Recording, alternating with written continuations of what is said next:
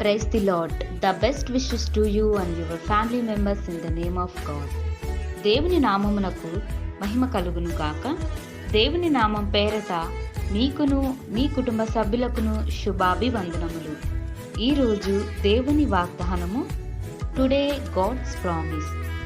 ప్రభువును స్తుతించుడి, రక్షణ మహిమ ప్రభావములు మన దేవునికే చెల్లును.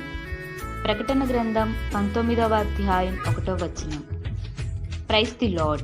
The glorious effects of salvations belong to our God.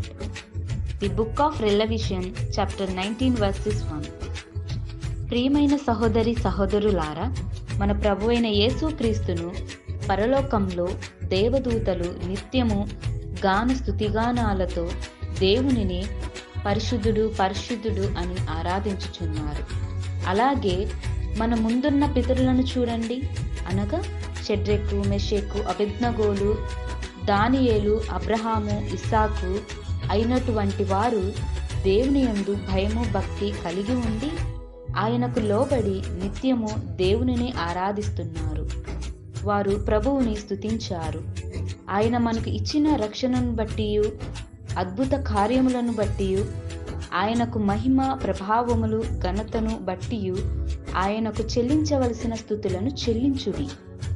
దేవుని యొక్క పరిశుద్ధ ఆలయములో పూర్ణ మనసుతోనూ, పూర్ణ ఆత్మతోనూ, పూర్ణ శక్తితోనూ, పూర్ణ బలముతో దేవునిని ఆరాధించాలి. మన ప్రభువైన యేసుక్రీస్తును నిత్యము ఆరాధించుకునే వారిగా ప్రార్థించుకుందాం. ప్రార్థన. మహాపరిశుద్ధుడైన మా ప్రియ పరలోకపు తండ్రి, నీకే వందనములు స్తుతులు నీకే చెల్లును. ఈరోజు ఈ వాగ్దానము ద్వారా మాతో మాట్లాడినందుకు వందనములు స్తోత్రములు ప్రభువా.